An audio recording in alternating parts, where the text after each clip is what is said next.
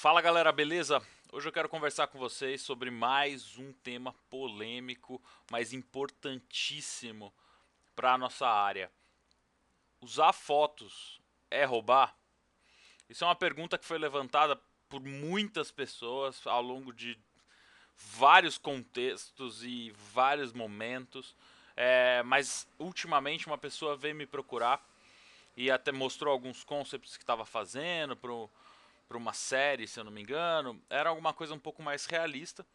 E aí a gente entrou nessa questão de texturas e de qualidade visual final. E aí eu falei, não, você podia trazer algumas texturas, dependendo, não sei quanto tempo tinha e tal. Mas aí ele falou, ah, mas isso é aceitável para a indústria? E aí me deixou com a pulga atrás da orelha. Eu já queria falar desse tema há um tempo, então a gente vai falar dele hoje. Tá? Eu peguei algumas imagens aqui para poder exemplificar e também para ilustrar um pouco a nossa conversa. Tá? E eu também vou colocar vários links e referências aqui embaixo, é, coisas que eu fiz no passado e etc. Pra gente conversar um pouco a respeito. E outras coisas interessantes também, tá? Um tempo atrás também me surgiu essa questão na minha timeline, uma discussão sobre esse artista, chama Jakub Rosowski, sobre o uso dele de certas referências nas suas imagens. Tá? E muita gente falando, meu Deus, nossa, eu era tão fã desse cara. Então, uma coisa para a gente começar já a discussão, existe um grande purismo em torno dessa questão de usar ou não as fotos, né, como referências. É, então, só para ilustrar a questão e depois a gente volta nesse caso aqui, a gente precisa lembrar, né, para começar, que muitos artistas ao longo da história ou utilizavam referências de modelos, ou referências fotográficas, ou referências da vida real, do plein air, de locação. Mas usavam muitas referências. Eu trouxe aqui o exemplo do Norman Rockwell, né, que usava muita fotografia.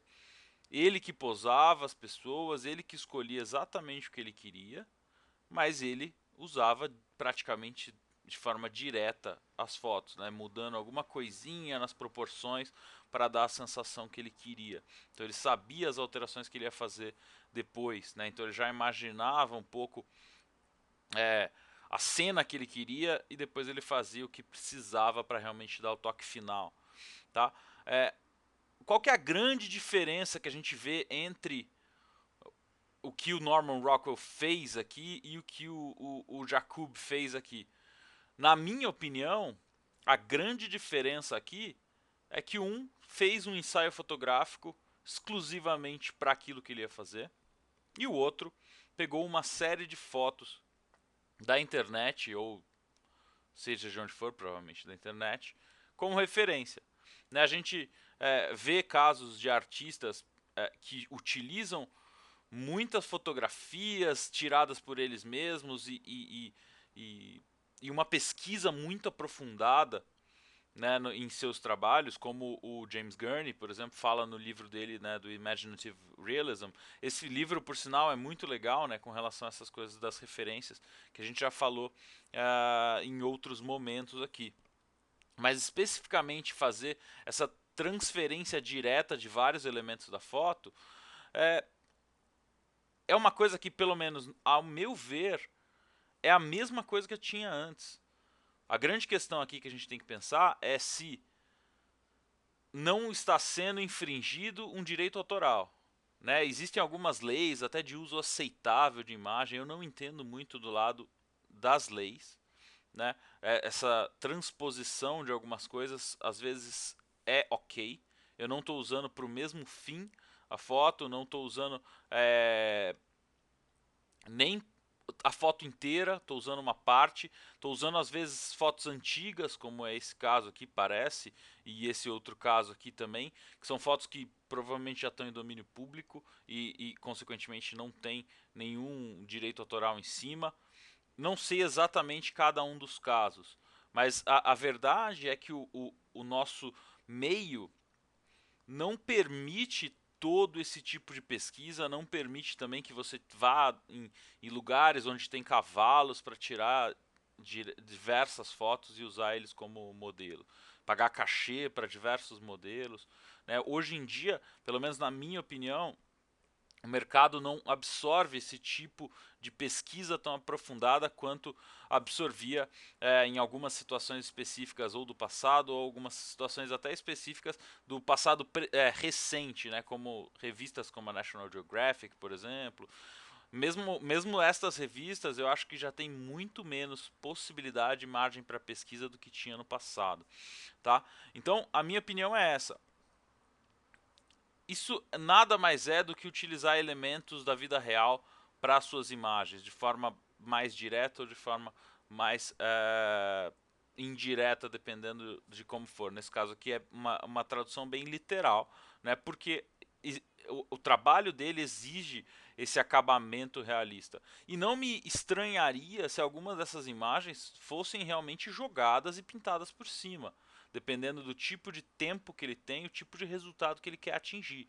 Você pode sim querer um resultado 100% purista, né, como eu chamo, que é você não usar nada e até não usar nada de referências a não ser da sua biblioteca visual.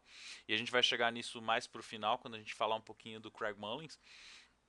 Mas você pode também utilizar é, as referências para chegar no resultado. Isso depende muito dos seus gostos pessoais e depende muito também da indústria na qual você está inserido ou quer se inserir.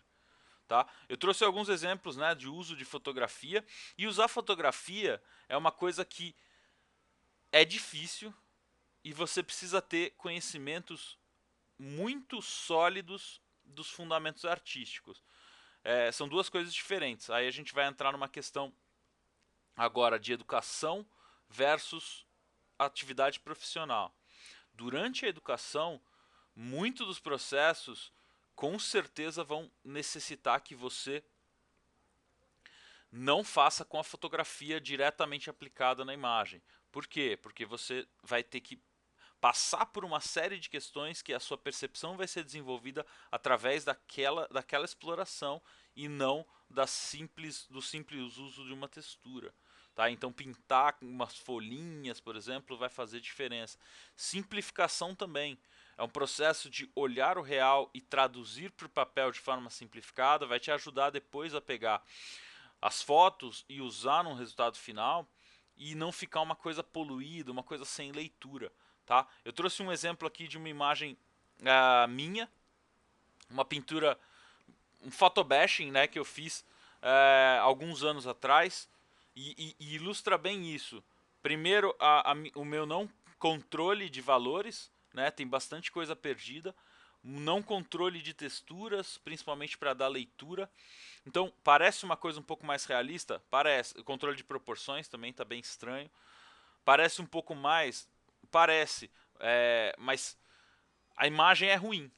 Porque não tem. Na época eu gostava bastante e tal, mas eu usei vários atalhos, usei muito escuro para esconder coisas que eu não sabia fazer. Então é aquela coisa, é o único resultado que eu consigo fazer com a utilização de fotos. Não tem simplificação direito, não tem muitas decisões de design, apesar de algumas coisas da iluminação. A iluminação não está funcionando em algumas questões, tá? Então, várias questões. Então, tem muita coisa que eu não tinha bagagem de fundamentos e de pintura e de renderização para passar para uma etapa de utilizar as fotos, ou 3D, ou seja o que for. São etapas de processos. Por outro lado, a gente aprende com isso? Aprende. Eu, pelo menos, tenho bastante essa impressão, pelo menos nos últimos anos, tenho visto bastante isso. Você pintar, por exemplo, em cima de uma fotografia, te ajuda a ver e entender valores de uma forma diferente. Porque você tem que fazer o blend com aquilo e tem que fazer funcionar, e a simplificação também já é uma coisa super difícil de você resolver. tá? Mas não tem, a gente pega alguns trabalhos, por exemplo, trouxe aqui alguns trabalhos do Maciej Kuciara, e o Maciej é um cara que usa muito a fotografia. Já usou de formas péssimas, hoje em dia ele usa um pouco melhor, né? É, em termos de resultados de ilustração.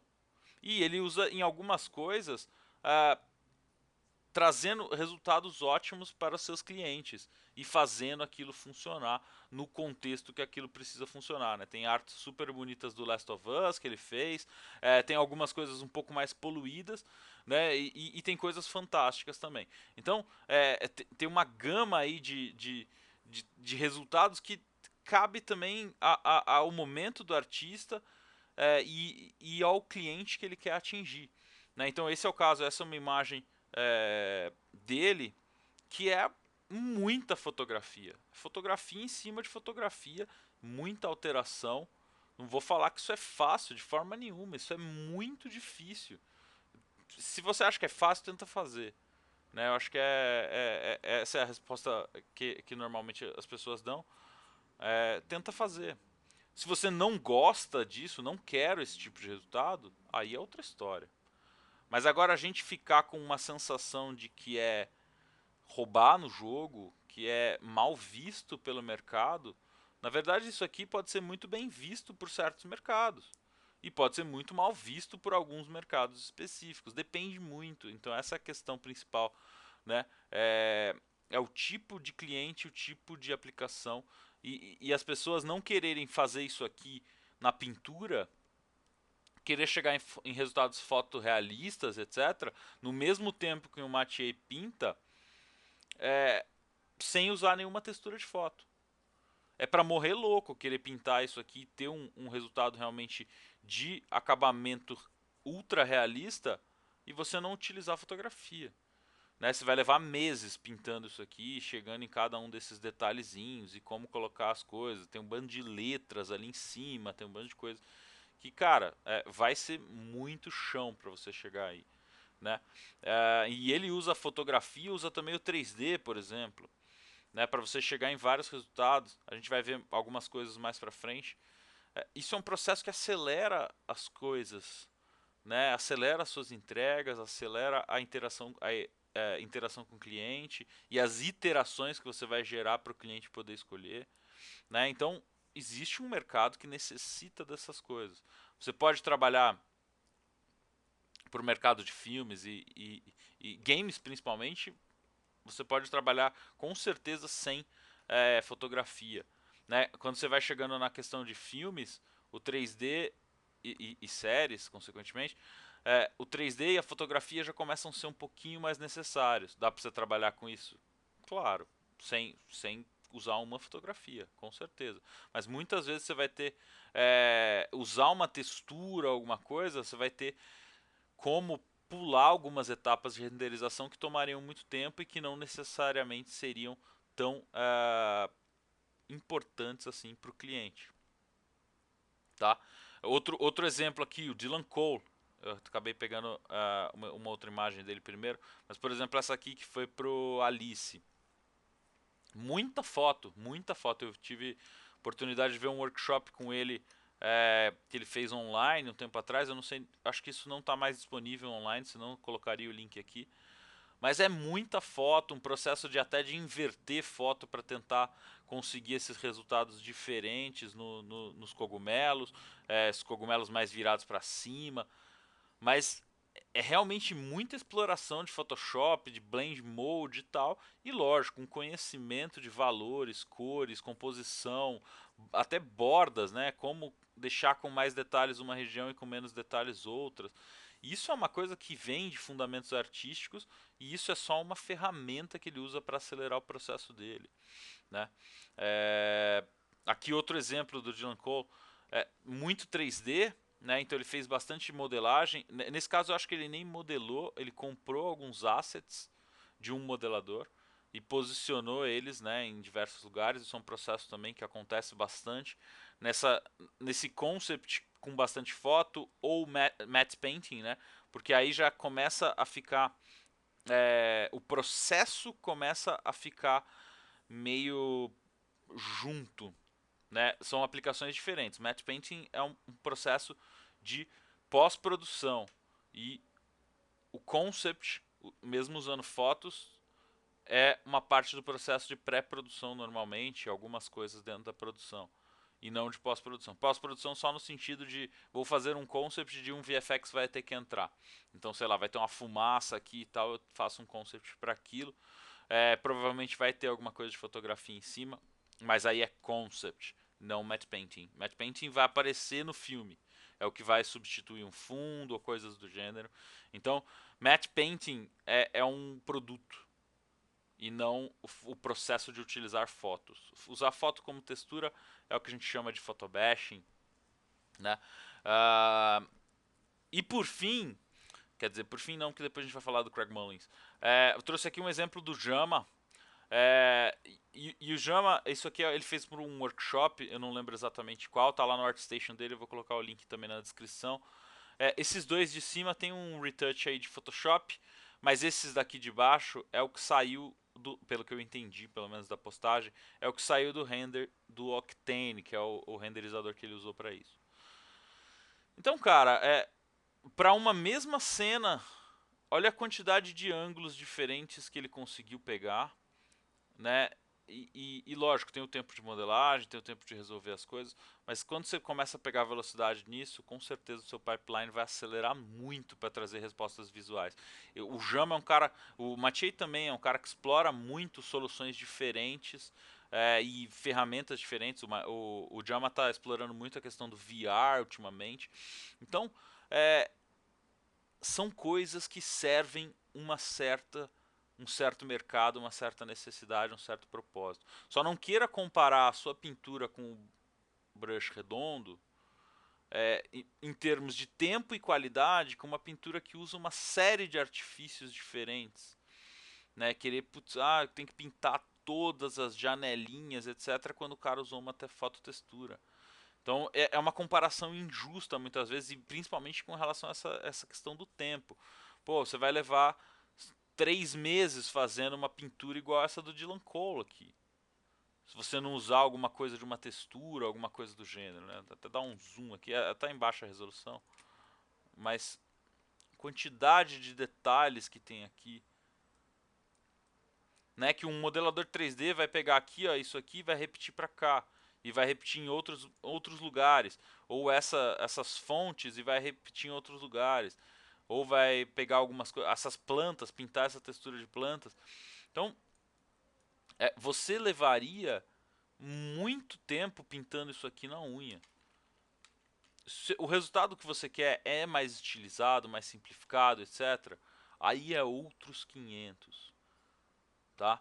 Então, a questão que eu quero que fique como resumo disso aqui: usar fotografia tem sim o seu lugar, o seu mercado, e não é roubar no jogo.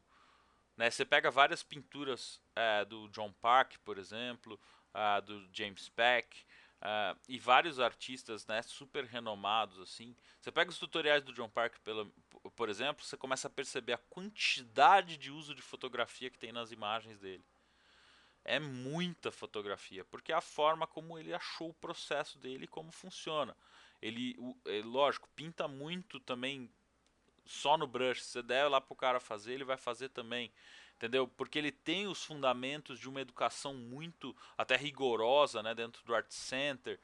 É, mas hoje em dia ele utiliza no processo dele alguns shortcuts. E você estudar esses shortcuts é roubar no jogo? Lógico que não. Eu quero ter um resultado parecido com o do cara, eu tenho que estudar os fundamentos e o processo que o cara faz, entendeu?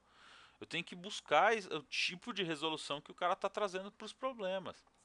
Agora, eu não gosto disso, eu gosto de desenhar tudo na brush pen igual o Kim Jong-gi. Ok, você não quer fazer isso. Eu, por exemplo, sou um cara que tem bastante restrição com o 3D. Porque eu não gosto de usar ele no processo? Talvez um pouco, porque mesmo em mim, esse preconceito existe um pouco. Eu tento falar também, verbalizar, para tentar me desprender um pouco disso. Porque são anos e anos ouvindo que, não, é roubar no jogo, não, não pode. Não, isso aí não tá errado, não, não pode. Entendeu? É que nem no mercado da música, você compor uma música do nada e o sampling, É, não vai ser a mesma analogia, não é direta, né? Porque são aplicações diferentes, mas na música são aplicações diferentes também. Entendeu? Então, mas eu não aprendo muito 3D porque eu tenho preguiça de aprender a ferramenta nova. Agora, se você tem isso também, aí você não vai querer o 3D. Mas aí também não venha criticar quem faz, entendeu? Ah, não, porque o certo é você tirar o pigmento da árvore ou do elemento químico que seja, você misturar aquilo com água lá e chegar no pigmento e pintar na tela com o pincel que você fez também de fontes naturais. Entendeu? Não precisa ter esse purismo todo. Depende muito da aplicação, depende do que você vai fazer, sabe? E às vezes você pode achar atalhos que vão realmente te deixar feliz com o resultado e te deixar feliz com o processo também. Então, parar de ser tão crítico antes mesmo de explorar as coisas. E se você não gosta, ok, vai pro seu caminho. Que de um dia tá aí pra provar que você não precisa usar 3D pra ser famoso. Agora, se ele vai ter espaço para trabalhar num filme de Hollywood, por exemplo, ainda mais aqueles filmes que Hollywood cospe um atrás do outro só pra fazer dinheiro, acho que não. Muito provavelmente não, porque ele não vai ter soluções visuais tão rápidas, e mesmo que ele não gostaria, provavelmente, mas ele não vai ter soluções visuais tão rápidas quanto o pipeline lá precisa, ou resultados fotorrealistas como alguns diretores ou production designer vão querer, tá? É só pra gente parar com essa questão, né, de ser tão crítico. Para finalizar, Craig Mullins. Craig Mullins é um dos maiores artistas de concept que existe atualmente. É, e é um cara que, ao longo da sua trajetória, usou de tudo quanto é processo possível e imaginável. Photobashing, paint bashing, as pinturas dele mesmo e pinturas de outras pessoas. Até teve um caso que ficou famoso, que era uma pintura que ele ia fazer a óleo depois e tal, um monte de coisa. Mas ele usava soluções e misturava e mudava e pintava por cima. Processos malucos, 3D, coisa toda. Durante toda a trajetória dele profissional. Usou muito isso e fala de todos os processos que ele usa. Até tem pouco material dele usando os processos, até gostaria de ver muito mais coisa. Né? Mas hoje em dia, por exemplo, você pega o curso dele da Schoolism e também os processos do Patreon dele e tal, é tudo pintado. E muitas vezes até pintado sem referência. Então tem algumas coisas, por exemplo, no Patreon dele que ele fala, eu tentei usar olhar algumas coisas antes de começar e depois só usar minha biblioteca visual. Porque ele quer tentar extrair essa essência dele mesmo, trazer ele para o trabalho, o quanto que ele absorveu e misturou na cabeça dele ao longo dos anos para chegar nos resultados que ele está chegando hoje. Aí ele vai trazer, provavelmente vai bater de frente com símbolos, vai bater de frente com clichês que estão na cabeça dele, ele vai brincar com isso tudo, mas agora ele tem um momento da vida dele que ele fez uma transição de carreira. Agora ele está focado muito mais em educação do que em produção, porque ele queria fazer isso. Então ele está entendendo como é que os grandes artistas do passado desenhavam anatomia, como que ele pode pintar sem realmente usar esses processos que ele sempre usou, usando só. Ele falou até que no curso dele usou muitas vezes só o brush redondo mesmo do, do Photoshop e está atingindo resultados muito legais. Então, de novo, é uma opção e tem resultados e tem mercados diferentes que vão aceitar tipos de coisas diferentes. Agora, se aprofunde um pouco mais no tipo de mercado que você está entrando e o tipo de resultado que você quer fazer, como que aquilo foi feito, para você não ficar também correndo atrás, sabe, do objetivo errado, né? Sendo que o que você quer tá aqui do lado, entendeu? Não que o tempo para chegar lá vai ser curto, porque você está usando algumas ferramentas. Para usar bem essas ferramentas, eu acho que fica bem claro quão difícil é. Se você tem essa, esse preconceito achando que é fácil, tenta fazer, tá? Você vai perceber bem rapidinho que não é. Ou você não está pronto ainda para perceber isso, né? A gente vê muitas imagens sendo postadas na internet, com qualidade muito baixa, photobashings horrorosos, e o cara provavelmente está achando bacana, porque ele conseguiu, putz, detalhar aquela árvore, é, que ele jogou uma foto de árvore por cima, conseguiu detalhar alguma outra coisa, e aquele detalhe, nossa, tá funcionando muito por ele só. E claro, algumas coisas vão funcionar mesmo, mas no todo a imagem não funciona, a imagem não fica legal, a imagem não tem uma leitura bacana, não tem ponto focal, não tem nada desse gênero. Beleza? E você, o que você acha? Usar foto é roubar? Deixa aqui nos comentários, a gente vai discutindo aí. Eu sei que algumas pessoas têm opiniões bem fervorosas com relação a isso, então vai ser bacana a gente gerar essa discussão. Beleza? Se gostou, deixa o seu like. Se não gostou, deixa seu dislike também. Isso sempre ajuda. E é isso. Vejo vocês no próximo vídeo. Até mais, galera.